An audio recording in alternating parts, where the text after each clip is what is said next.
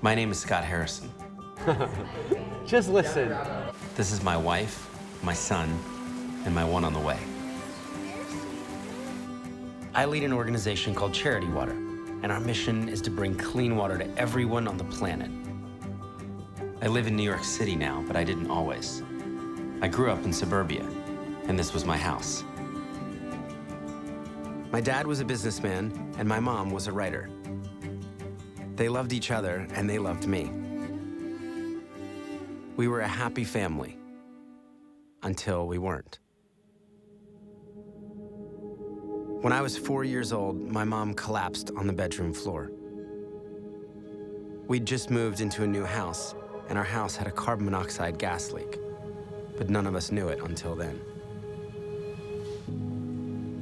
She didn't die that day, but her immune system did. She became allergic to everything. Perfume, the ink from books, radio waves. She wore strange masks all the time and was often connected to oxygen. The toxic gas destroyed her immune system, and in a way, my childhood too. After the poisoning, our roles reversed, and I began to take care of her. As the only child, I had to be a good one. I learned to cook, do laundry, and take care of the house. I was a good Christian kid who played piano in church and wanted to be a doctor when I grew up to help sick people like her. Until I turned 18.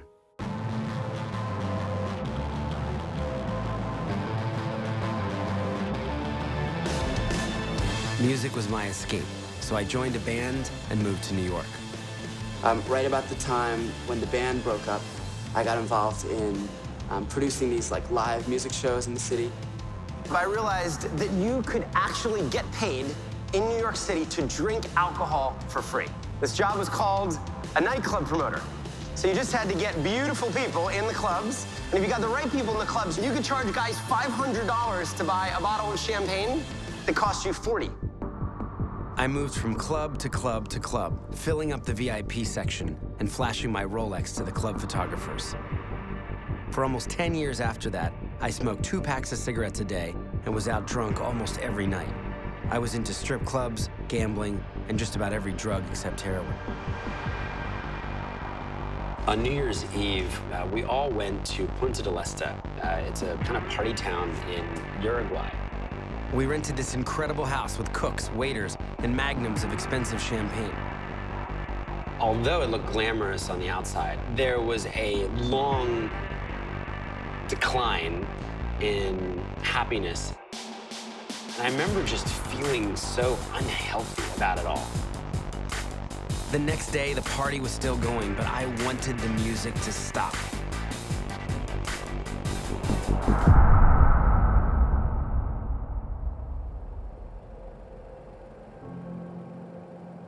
I realized I was spiritually bankrupt, I was emotionally bankrupt, I was certainly morally bankrupt.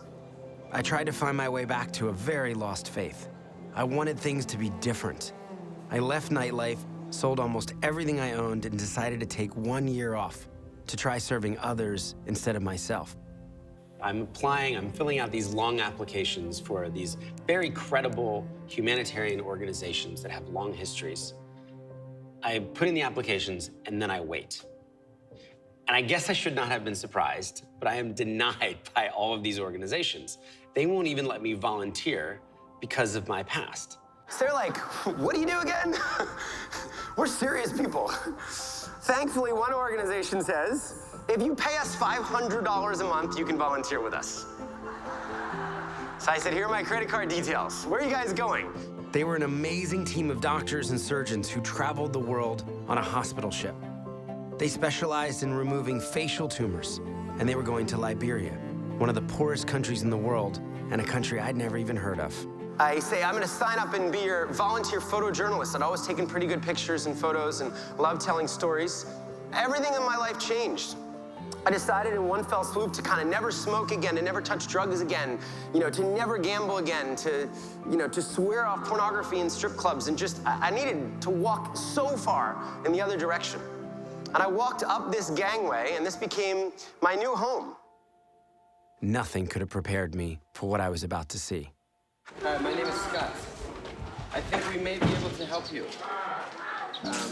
I met a man named Harris.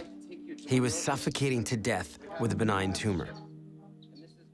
I got to see Harris's transformation because of an amazing surgeon named Dr. Gary Parker. So we've got to get your blood nice and strong for an operation, huh?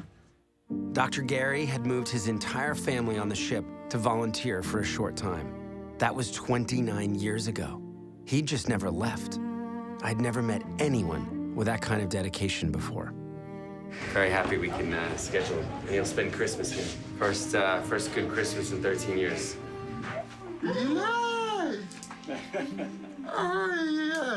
A couple weeks later, I got to take Harris back home to his village with an entirely new face, ready to start a new life.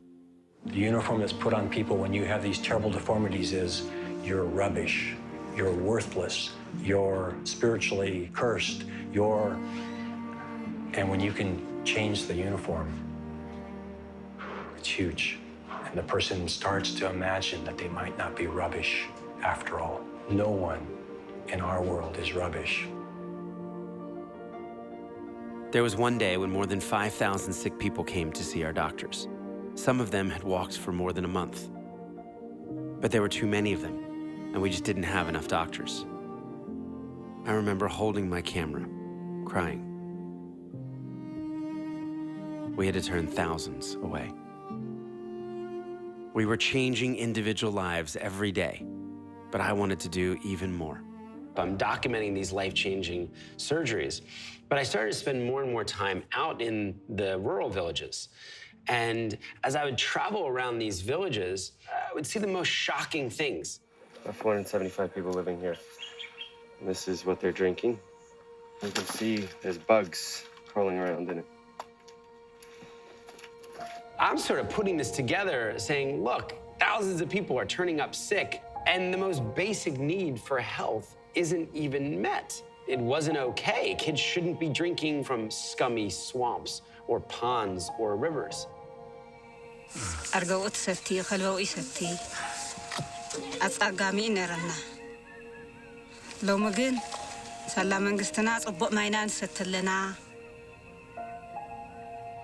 He came here to fetch water, and a crocodile fell into the river, and a crocodile snatched him. disappeared. Not even our body was not even found.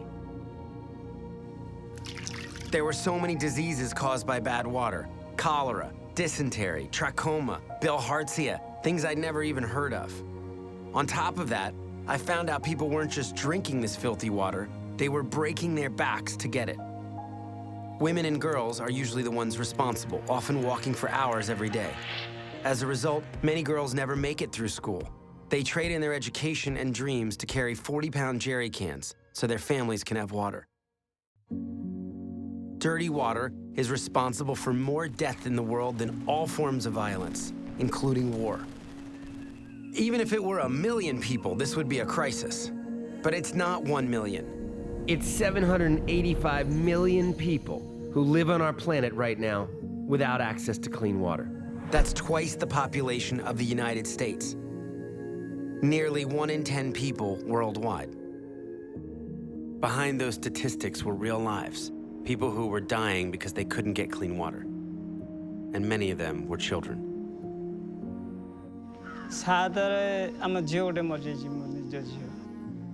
ପାଞ୍ଚଟାରୁ ଆରମ୍ଭ ହେଲା ସାତଟା ଭିତରେ ଝିଅ ମରିଗଲା ହେଲେ କ'ଣ ପାଇଁ ହେଲା ସମସ୍ତେ କହିଲେ ଯେ ପାଣି ከም ሕልሚ ናብ ማን ድዩ እዚ ቀሪቡስ ከምዚ ደቅና ጥዕዮሙስ ናብ ትምህርቲ ክኸዱ ካብ ሕክምና ንፈላለ I began to become really interested in the water issue and who was doing something about this. How come more people weren't talking about water? I came back to New York City, ready to go. So I started with a party. It's the only thing I knew how to do. I was a nightclub promoter. So I got someone to donate a club. I threw my 31st birthday party. I got 700 people to come out. I lured them with open bar. And I charged them $20 at the door. And this time, instead of pocketing the $15,000, we took it immediately to a refugee camp in northern Uganda. We built 3 wells, we fixed 3 wells, and then we sent the photos and the GPS and the story back to those 700 people. This was a big deal. People could not believe that a charity would bother to report to them on a $20 gift, and that something actually happened with the money that they could see, that they could connect with. 700 people proved that we could make a difference, even $20 at a time. This was the beginning of Charity Water. As I'm talking about setting up a charity, I realized that so many of my friends don't trust charities. In fact, I learned that 42% of people in America alone don't trust charities. From the beginning, I was determined to do things differently, and I had a few big ideas. First, we'd handle money differently. From day one, Charity Water made a bold promise that 100% of all donations would go directly to clean water. I opened up a separate bank account for overhead, and we never touched the water money to pay for things like staff salaries, office rent, or travel expenses. We started looking for generous people with the resources to cover those overhead costs. Second, we proved each water project we funded. We put photos and GPS coordinates on Google Maps and even attached GPS trackers to drilling rigs so people could follow them.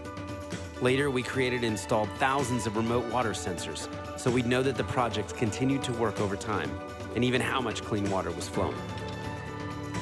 Third, we believe for the work to be sustainable, it had to be led by locals.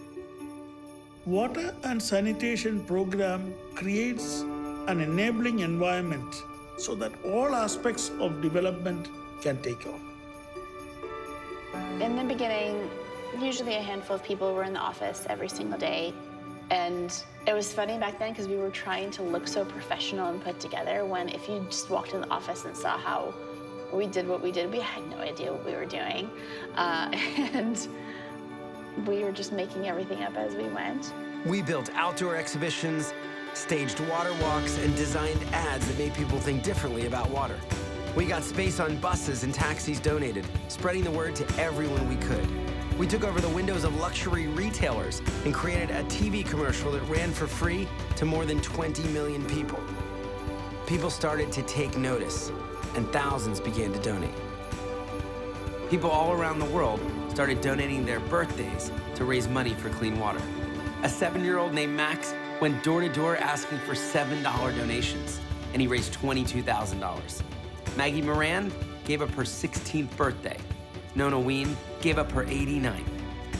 Gave up my 28th birthday for Charity Water. My 25th birthday. 39th birthday. 25th. 36th. 38th. 44th. And this movement of birthdays begins to spring up, and people said, look, I don't need any more stuff. That's exactly what Rachel Beckwith said. She heard me speak a few months before her 9th birthday and told her mom that instead of presents or a party, she wanted to raise $300 to help kids get clean water to drink instead. She was disappointed when she didn't reach her goal, but she raised $220, and her mom assured her it was good enough. She could try again next year. She never got that chance.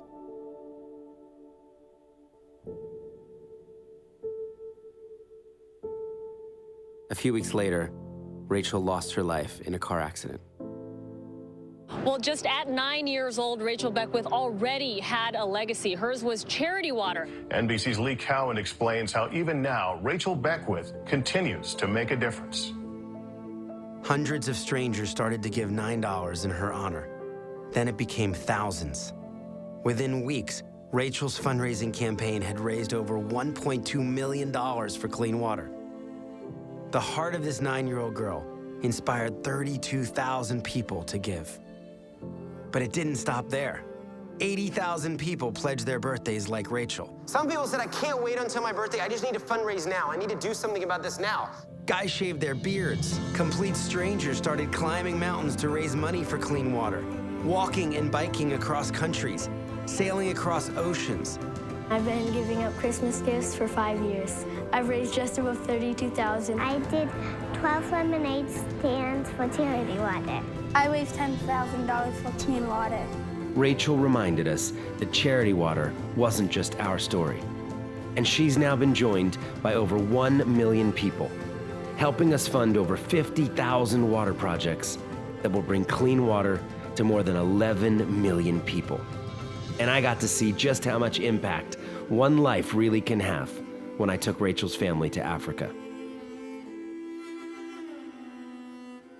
we greatly love Rachel and continue to love her family. And I'm overwhelmed with how greatly you have honored her memory. Please receive my most deepest and heartfelt thanks. You've done us a great honor today, so thank you. Yeah. Rachel developed such a big heart from such a young age that she understood and felt the pain of others on the other side of the world. It's the most beautiful gift a person can give.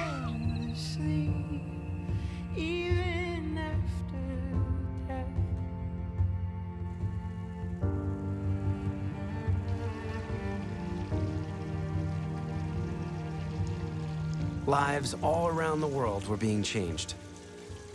The kids I saw sitting in the mud with the pigs, drinking swamp water, were now drinking clean water from wells. Cholera, parasites, leeches, those were all now things of the past. Clean water and toilets made a huge difference in schools and improved education for students. Moms were now dancing around drilling rigs.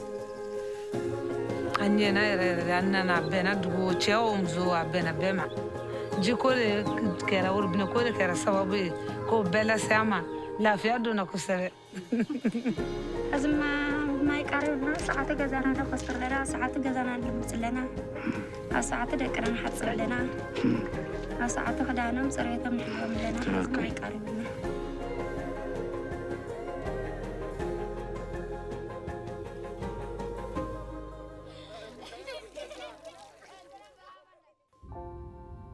In the beginning, there was water.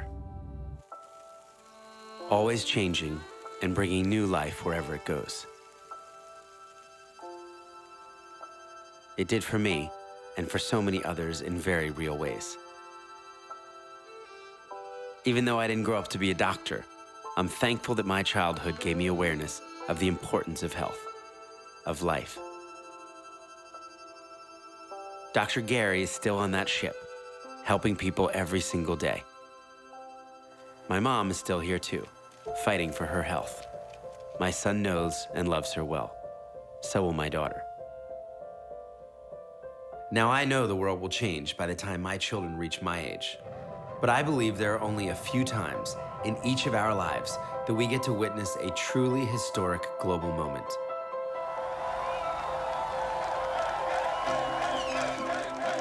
And giving clean water to the entire planet will be one of those moments. I invite you to be a part of this.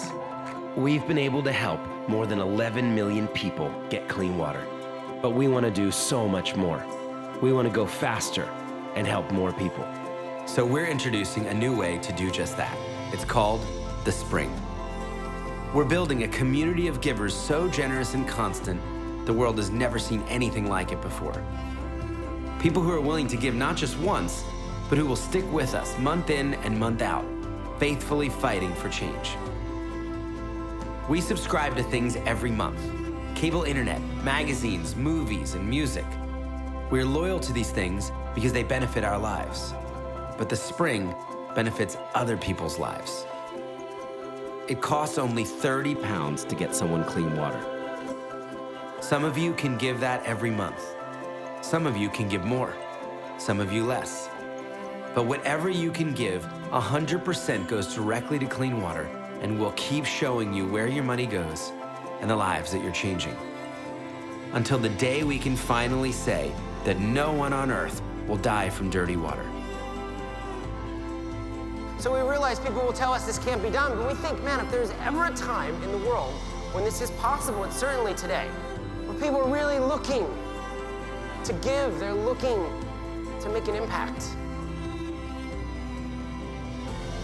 We know how to end the water crisis in our lifetime, and with your help, we will.